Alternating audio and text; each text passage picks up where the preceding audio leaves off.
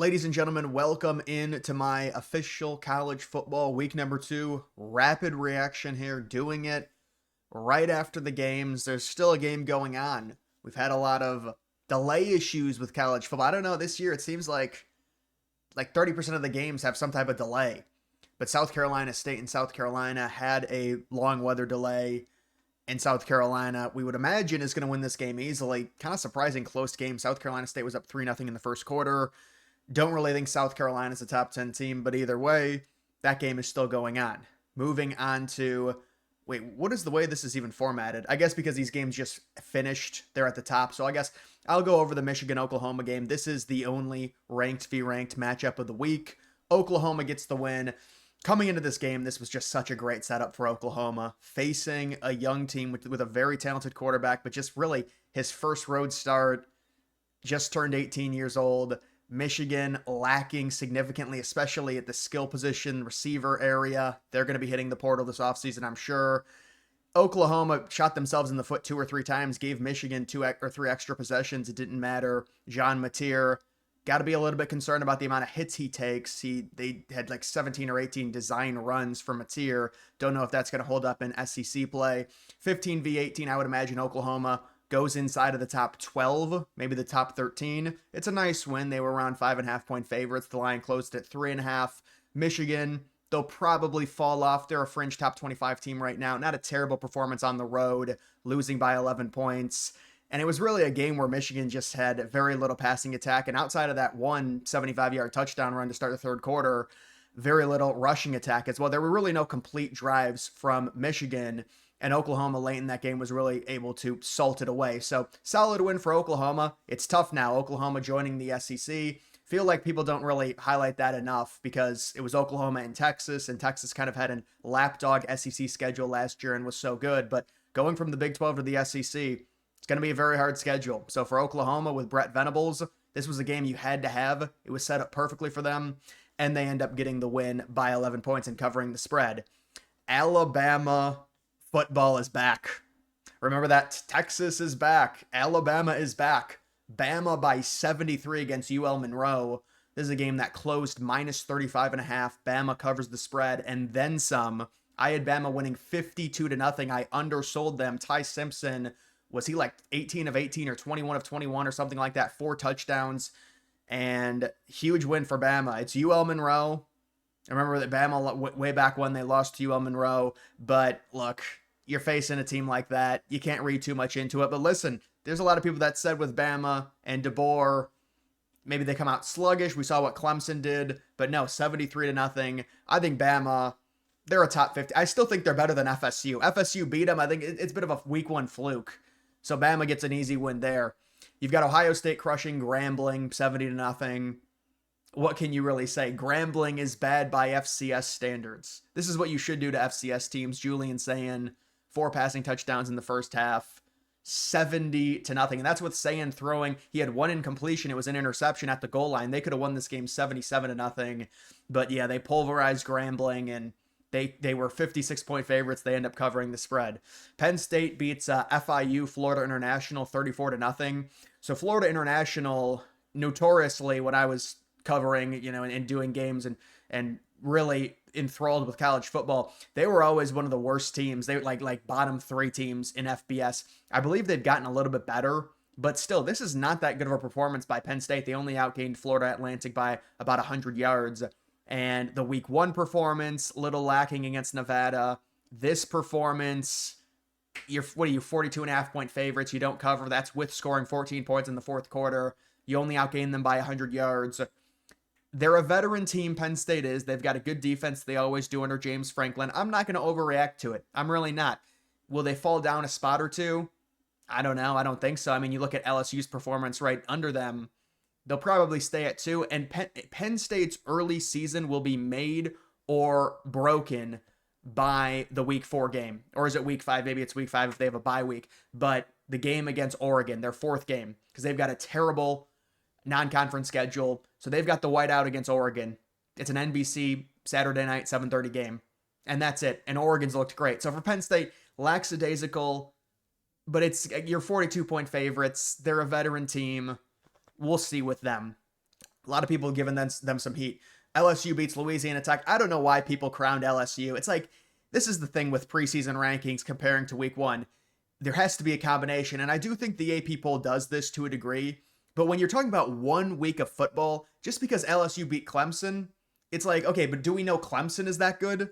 Like, there's all this anointment for LSU and they should be the number 1 or number 2 team. And then they struggle against Louisiana Tech. I'm not buying it with Brian Kelly. They may make the playoff. They may, maybe 9-3, 10-2, a fringe playoff team. But there was just so much love affair with LSU, and they should be the number 1 team for beating Clemson. And we see how Clemson struggles against Troy. So yeah, I don't know. LSU, they've got a veteran quarterback, they've got a talented defense. Lackadaisical performance against La Tech. They're like 36-point favorites. They win by 16.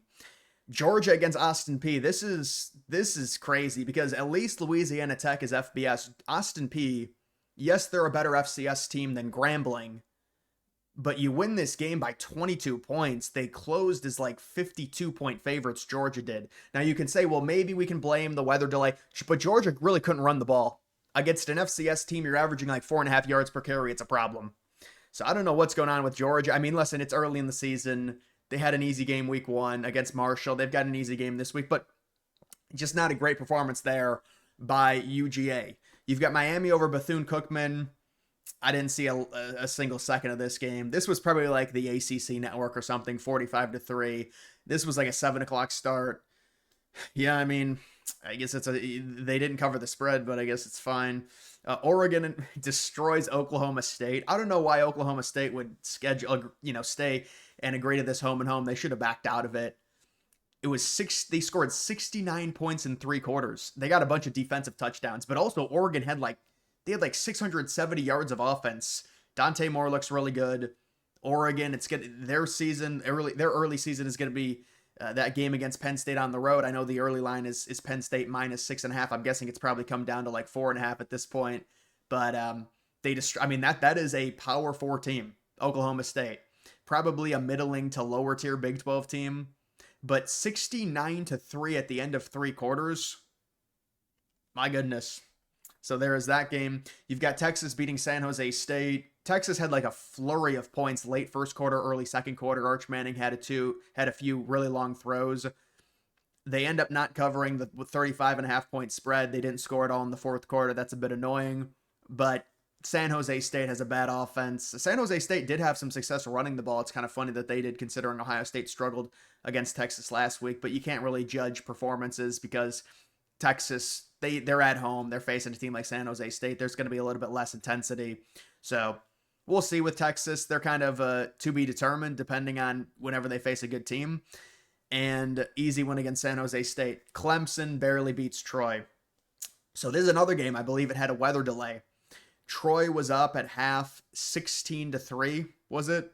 And then Clemson outscores them in the second half 24-0. Clemson's going to fall out of the top 10. They were 33.5-point favorites coming into the week. The line got bet down to 30.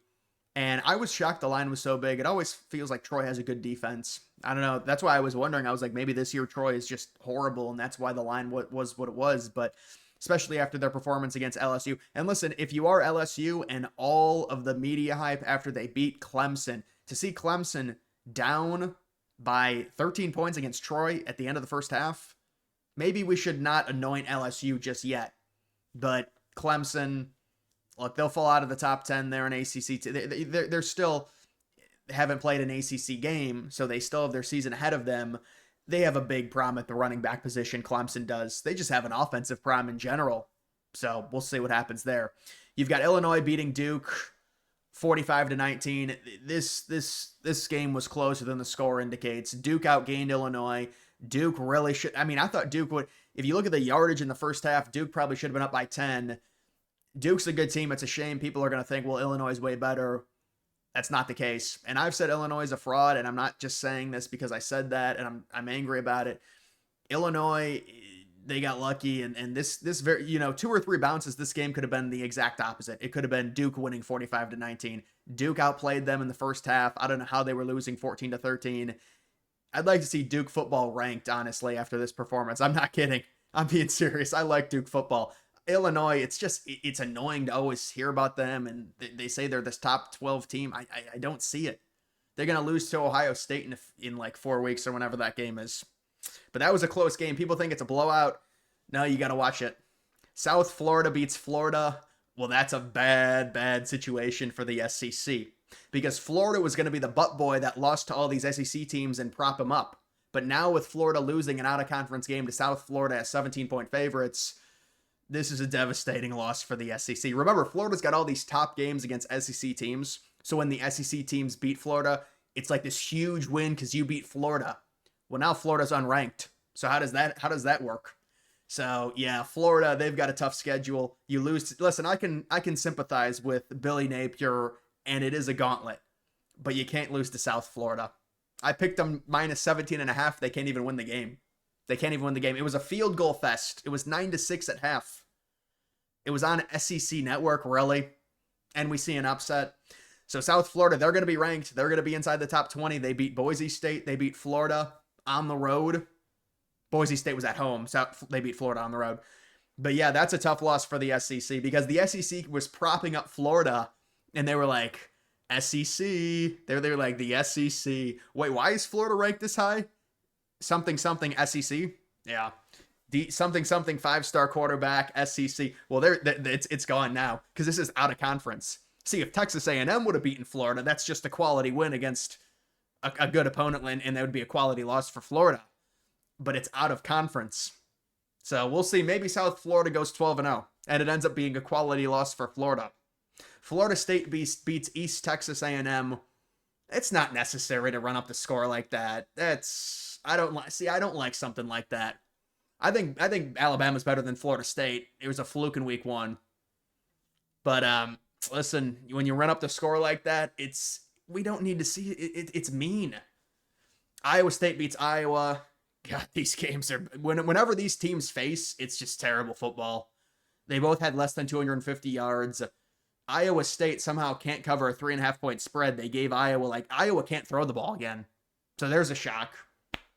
But Iowa State wins, I guess. They're a decent team, maybe. It's just terrible offense. This is typical, just horrible college football watching that. Baylor beat SMU 48-45. Baylor's offense is crazy. This is like Art Briles again. On the field stuff, I mean. But Baylor, what did Sawyer Robinson have, like 500 yards passing or 440 yards? They had 600 yards of offense. Yeah, SMU, it's a tough loss.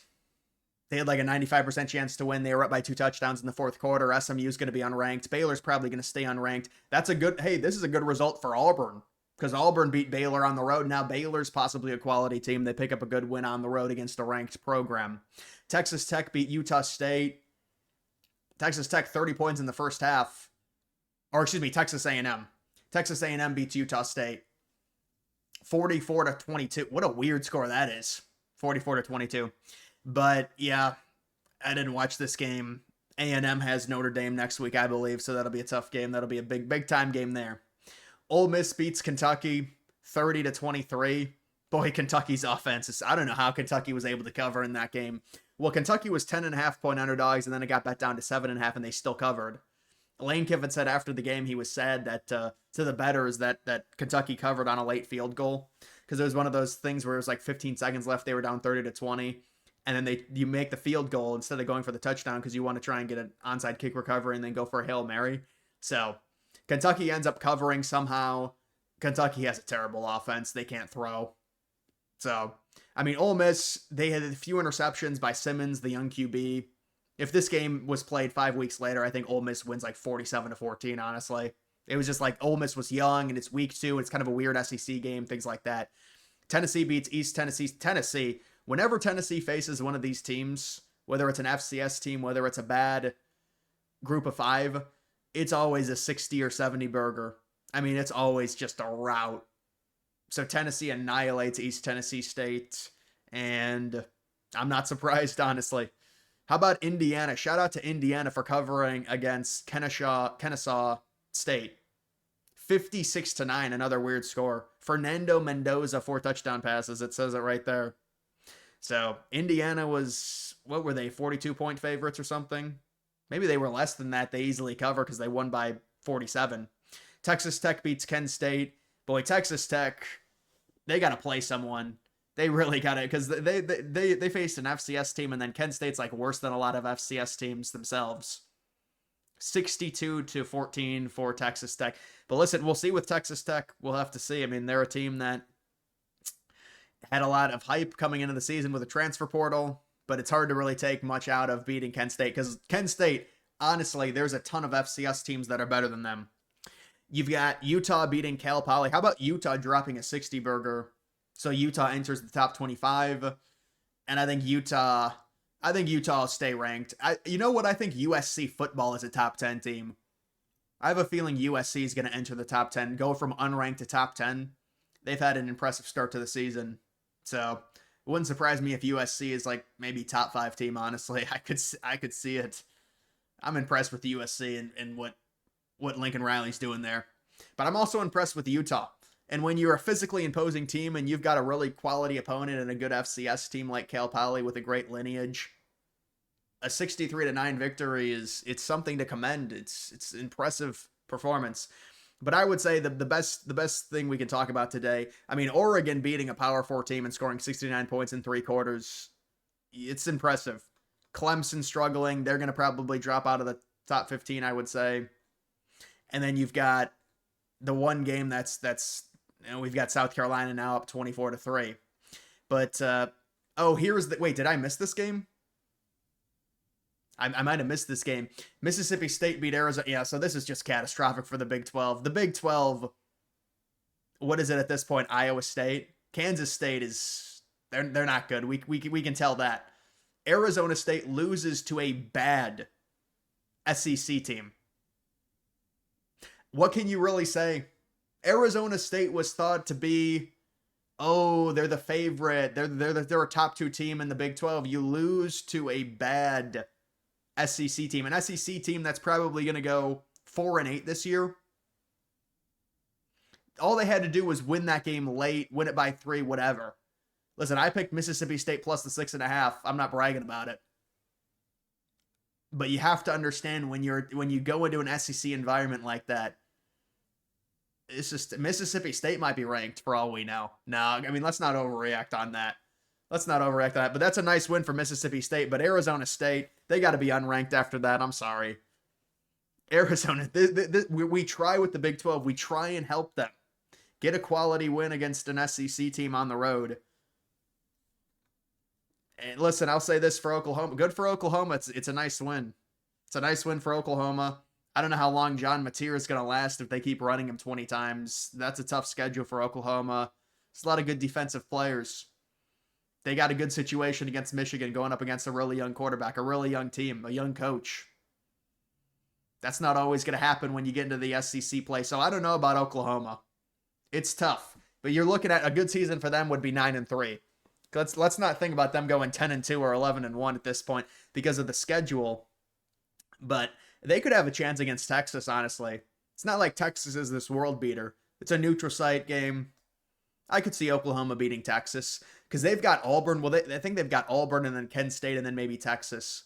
So you're talking about an Oklahoma team 4-0 going into the rivalry game with Texas, possibly a top 10 team in Oklahoma because they're going to get a bump from this. And then you beat Auburn at home. You beat Kent State. They might have someone else next week as well. I don't know. But yeah, so I would say the takeaway, that's a good win for Oklahoma. Clemson really struggled. I mean, week 2 is not good. Let's just be honest. Week 2 is terrible. When you talk about the games. I mean, I guess you can say this is an upset 6.5 point favorite. 6.5 point favorite loses. South Carolina's starting to run it up a little bit. There's really no other upsets here. Pretty much all the favorites. The Florida upset. That was a major upset. Florida losing to South Florida. Because Florida was 17.5 point favorites. This really wasn't a big upset. SMU was only 2.5 point favorites. And that's going to be it. So guys, make sure you like the video down below. Also follow me on X, link to that's in the description. Thank you for watching.